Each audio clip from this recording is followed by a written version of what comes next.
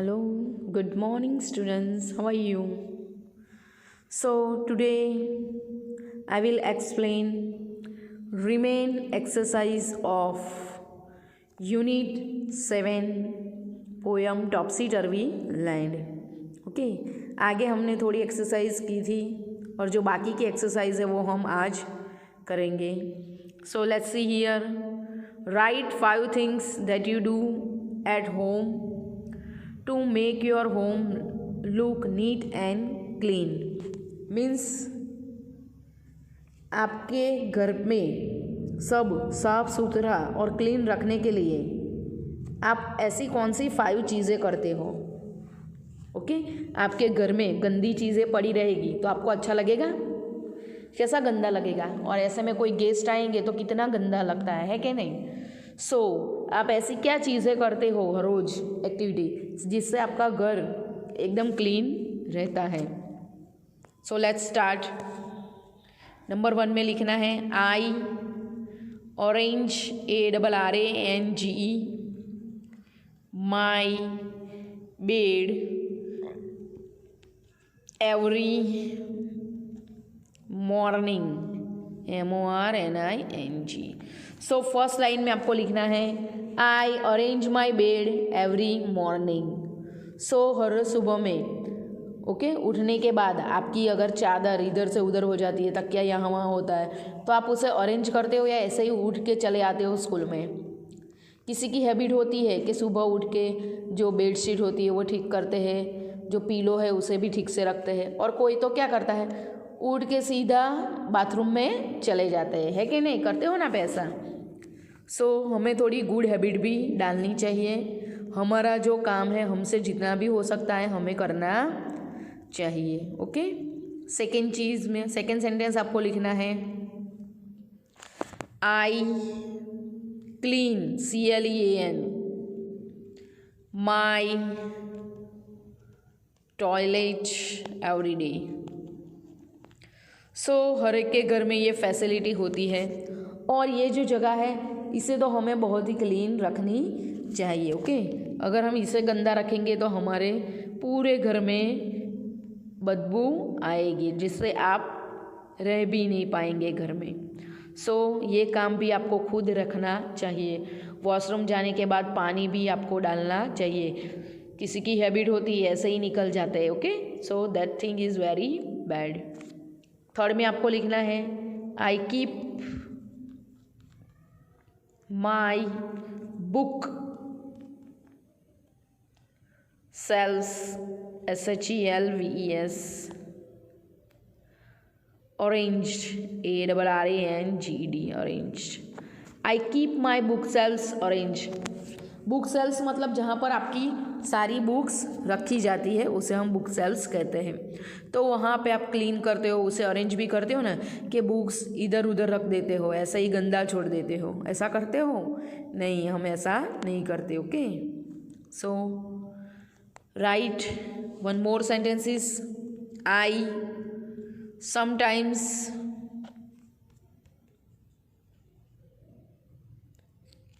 sweep SWEEP sweep the floor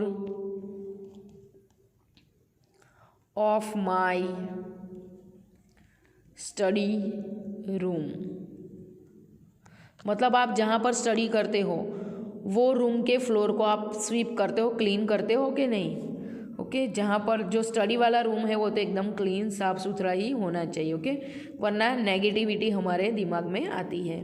सो घर में भी ऐसा ही कुछ है कि हमारा जो घर है वो भी हमें क्लीन रखना चाहिए. ओके साफ़ सुथरा घर हो तो सभी को अच्छा लगता है. Let's one more sentences. I always ALWAIS keep my shoes in shoe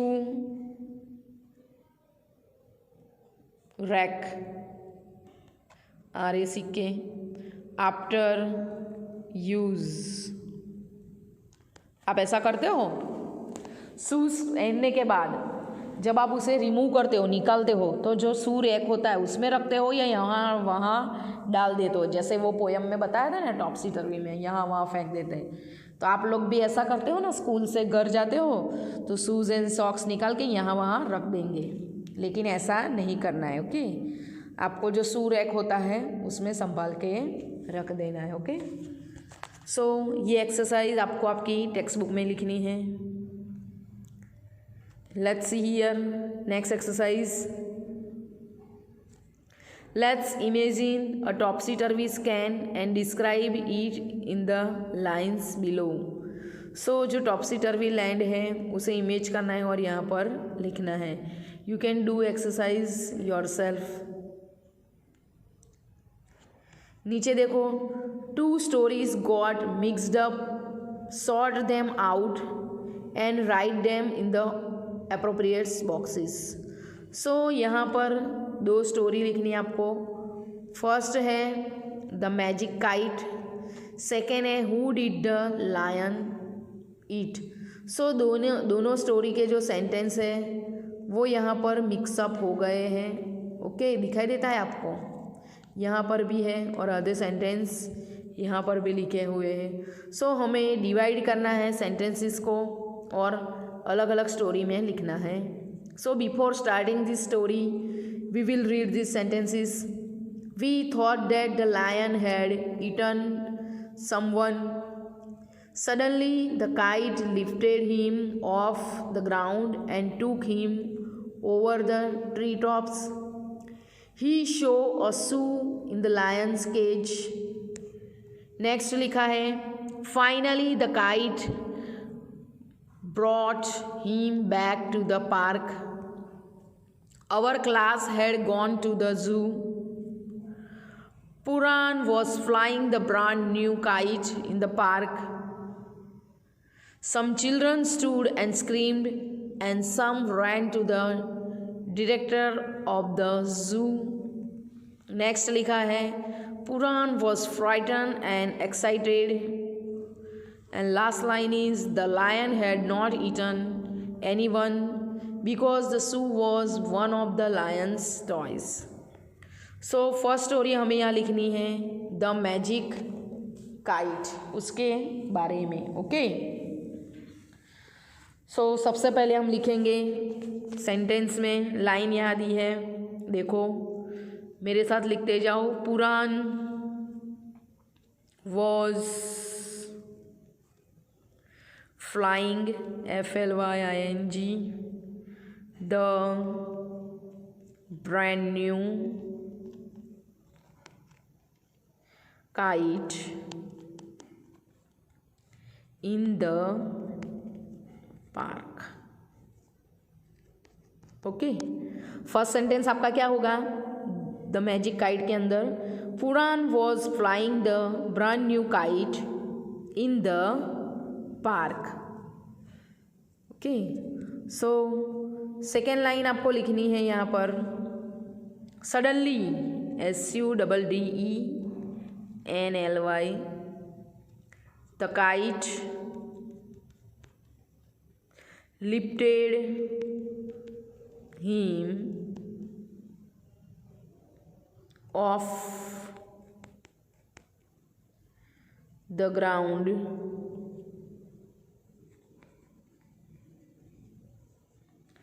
suddenly the kite lifted him off the ground and took him over the, आगे का यहाँ से लिखेंगे हम, ट्री टॉप्स। ओके, सो नेक्स्ट सेंटेंस होगा आपका, suddenly the kite lifted him off the ground and took him over the tree tops. Next आपको लिखना है, Puran was frightened, FRIGHTENED, and excited, EXCITED. Next आपको लिखना है, Puran was frightened and excited. Next आपको लिखना है finally the kite brought BROUGHT him back to the park. So next sentence होगा आपका finally the kite brought him back to the park. Okay, आया समझ में? Now let's read again all the paragraph. जितने sentence लिखे हम मैं फिर से रीड करती हूँ. You have to listen. Puran was flying the brand new kite in the park. Suddenly the kite lifted him off the ground and took him over the treetops. Puran was frightened and excited. Finally the kite brought him back to the park. Now let's see here second story. Who did the lion eat? सो अब यहाँ पर हमें sentences लिखने हैं ताकि ये story हम complete कर पाए. सो फर्स्ट आपको लिखना है our class had gone to the zoo. First sentence क्या होगा आपका? Our class had gone to the zoo. Next sentence होगा आपका we show a shoe in the lion's cage. So next आपको लिखना है we show a shoe in the lion's cage. Next आपको लिखना है we thought THOUGHT we thought that the lion had eaten someone. Next आपको लिखना है we thought that the lion had eaten someone. Next आगे देखो some children stood and screamed SCREAMED and some ran to the director of the zoo. यहाँ पर आपको लिखना है DIRECTOR डायरेक्टर ऑफ द, यहाँ लिख रही हूँ मैं जू ZOO. ओके, सो यहाँ पर आपको सेंटेंस लिखना है some children stood and screamed and some ran to the director of the zoo. Next line आपको लिखनी है the lion had not eaten anyone. उसके बाद आपको कॉमा करना है the lion had not eaten anyone, comma करना है. फिर आगे आप लिखेंगे because BECAUSE because the zoo was one of the lion's toy. Okay, because the zoo was one of the lion's toys. Toys के पीछे आपको एस लिखना है. सो आया समझ में आपको? Now let's read again all the sentences. Our class had gone to the zoo. We show a shoe in the lion's cage. We thought that the lion had eaten someone. Some children stood and screamed and some ran to the director of the zoo. The lion had not eaten anyone because the shoe was one of the lion's toys. So write down all the sentences in your textbook with the good. Now let's see question answer related to this poem. So I think you have enjoyed with this poem. मज़ा आया कि नहीं आपको ये poem में?